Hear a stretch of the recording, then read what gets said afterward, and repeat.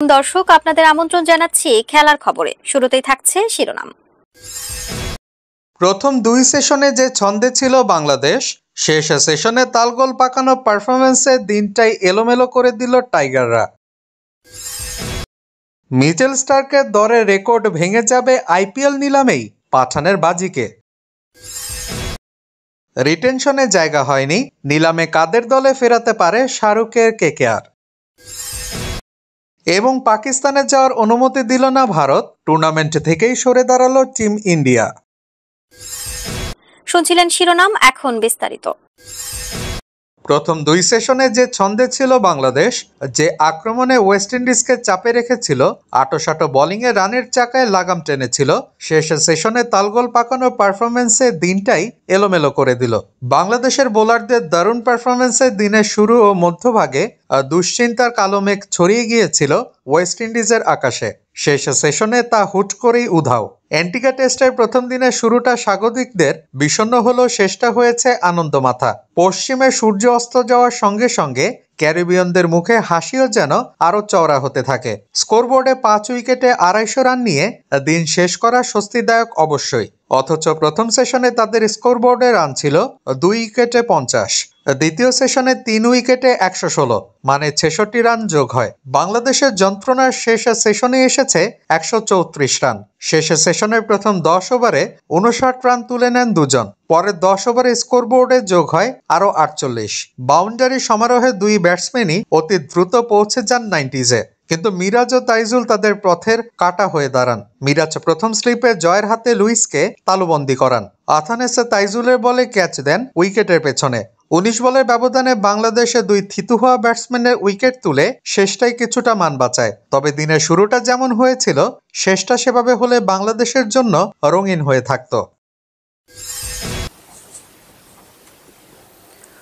IPL নিলামের ইতিহাসে এবার হতে পারে অনবদ্য রেকর্ড, ভেঙে যেতে পারে মিচেল স্টার্কের নজির। তেমনই মনে করছেন ইরফান পাঠান। লোকেশ রাহুল, জস বাটলার, শ্রেয়াস আইয়ার, যুজবেন্দ্র চাহালদের নিয়ে আইপিএল নিলামে কারাকারি হতে পারে। তবে সকলকে টেক্কা দিতে চলেছেন দিল্লি ক্যাপিটালসে ব্রাত্য ঋষভ পন্থ।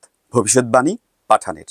কলকাতা নাইট রাইডার্স গত বছর মিনি নিলামে অস্ট্রেলিয়ার তারকা পেসার মিচেল স্টার্কের জন্য খরচ করেছিল 24.75 কোটি টাকা।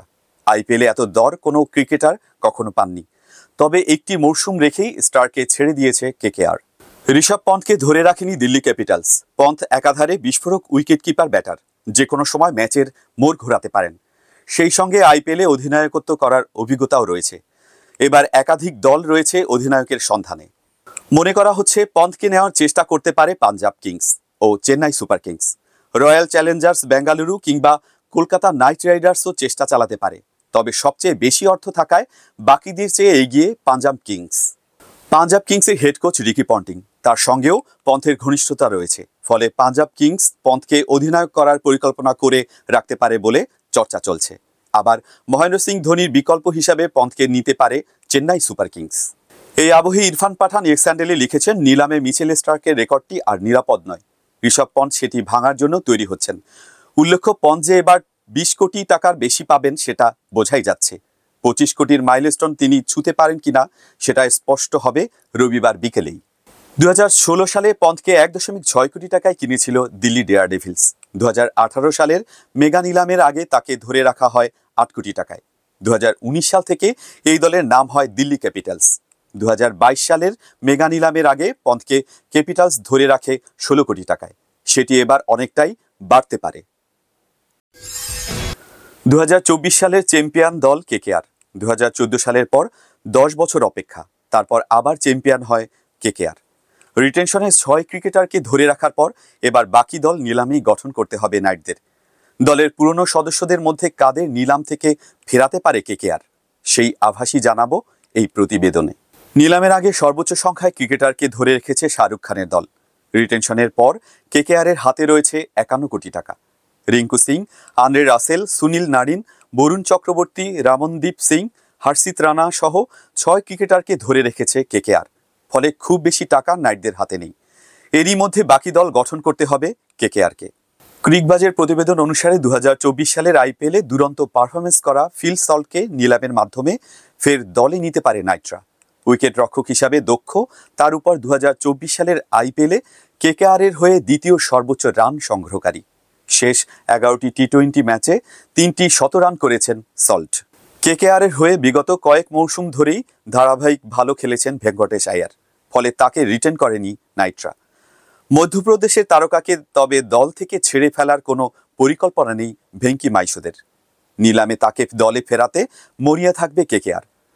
2024 সালের আইপিএলে নাইট ব্যাটারদের মধ্যে সেরা গড় তারই আছে। তালিকায় তৃতীয় নাম বৈভব অরোরা। পাওয়ার প্লেতে 2024 সালের আইপিএলে 9 উইকেট নিয়েছেন। তাকে নিলামের মাধ্যমে ফের দলে ফেরাতে পারে নাইটরা। হর্ষিত রানার সঙ্গী হিসাবে তাকেই ভাবছে নাইট থিঙ্ক ট্যাঙ্ক। আরডিএম এর জন্য অপেক্ষা না করে 6টি রিটেনশন স্লট নিলামের আগেই ব্যবহার করে নিয়েছে কেকেআর। রিটেনশন জমা দেওয়ার আগের দিন পর্যন্ত শ্রেয়স আইয়ারকে নিয়ে দোলাচল অব্যাহত থাকে কেকেআর দলের। 2024 সালে শ্রেয়স আইয়ারের নেতৃত্বে চ্যাম্পিয়ন হয় কেকেআর, কিন্তু তাকে এবার দলে ধরে রাখেনি নাইটরা। যিনি নেতা হিসেবে দলকে আইপিএল জিতিয়েছেন তাকে ছেটে ফেলার ইতিহাস সাম্প্রতিক অতীতে নেই। কেকেআরকে নিতে হয়েছে সেই সাহসী সিদ্ধান্তই। আগামী 24 এবং 25 নভেম্বর সৌদি আরবের জেদ্দায় বসতে চলেছে আইপিএলের নিলামের আসর।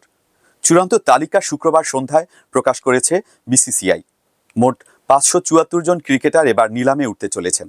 এর মধ্যে ভারতীয় ক্রিকেটার আছেন 366 জন, 208 জন আছেন বিদেশি ক্রিকেটার, 3 জন আছেন অ্যাসোসিয়েট দেশের সদস্য হিসাবে। চ্যাম্পিয়ন্স ট্রফিতে ভারতের অংশগ্রহণ নিয়ে যখন টানাপোড়েন অব্যাহত, পাকিস্তান ক্রিকেট বোর্ডকে হাইব্রিড মডেল মানতে বোঝাচ্ছে আইসিসি, তখন পাকিস্তানকে কড়া বার্তা দিল ভারত। পররাষ্ট্র মন্ত্রণালয় ভারতীয় দলকে পাকিস্তানে যাওয়ার অনুমতি দিল না, ফলে দৃষ্টিহীনদের টি-20 বিশ্বকাপ থেকে নাম প্রত্যাহার করে নিল ভারত। পাকিস্তানের লাহোরে হবে দৃষ্টিহীনদের টি-20 বিশ্বকাপ। ভারত অংশ না নিলেও টুর্নামেন্ট চলবে বলে জানানো হয় আয়োজকদের তরফে। একটি সর্বভারতীয় সংবাদ মাধ্যমের দাবি, কেন্দ্রীয় ক্রীড়া মন্ত্রণালয় থেকে নো অবজেকশন সার্টিফিকেট পেয়েছিল ভারতীয় দল।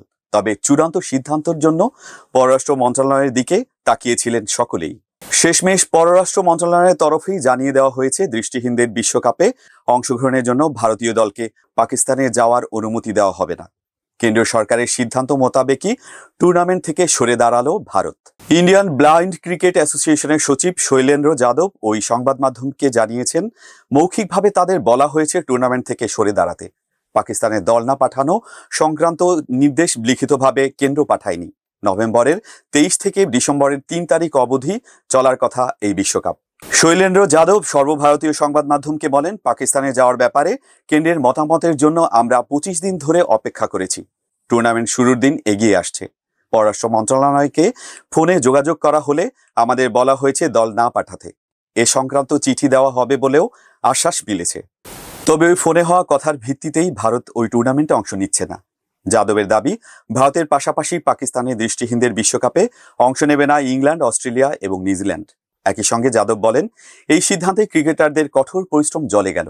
ভারত পাকিস্তান ম্যাচ না হওয়ায় পাকিস্তান ওয়াক ওভার পাবে। লাহোরে বিশ্বকাপ খেলতে ভারতীয় দলের 20 নভেম্বরই রওনা হওয়ার কথা ছিল। পাকিস্তান ব্লাইন্ড ক্রিকেট কাউন্সিলের চেয়ারম্যান সৈয়দ সুলতান শাহ দাবি করেছিলেন, ভারতীয় দলকে পাকিস্তানের দৃষ্টিহীনদের টি-20 বিশ্বকাপ খেলার জন্য ভিসা অনুমোদন করেছিল পাকিস্তান। 2012, 2014 এবং 2017 তিনবারই দৃষ্টিহীনদের টি-20 বিশ্বকাপে চ্যাম্পিয়ন হয়েছিল ভারত। 2022 সালে ভারত দৃষ্টিহীনদের টি-20 বিশ্বকাপ জিতেছিল বাংলাদেশকে হারিয়ে। বেঙ্গালুরুর এম চিন্নাস্বামী স্টেডিয়ামে 2 উইকেটে 277 রান তোলার পর প্রতিপক্ষকে 3 উইকেটে 157 রানই থামিয়ে ভারত চ্যাম্পিয়ন। এই ছিল এখনকার মতো। আমাদের পরবর্তী খেলার খবর দেখার আমন্ত্রণ রইল। দর্শক, নিয়মিত আপডেট পেতে ফলো ও সাবস্ক্রাইব করতে ভুলবেন না। আপনাদের সহযোগিতাই আমাদের অনুপ্রাণিত করে।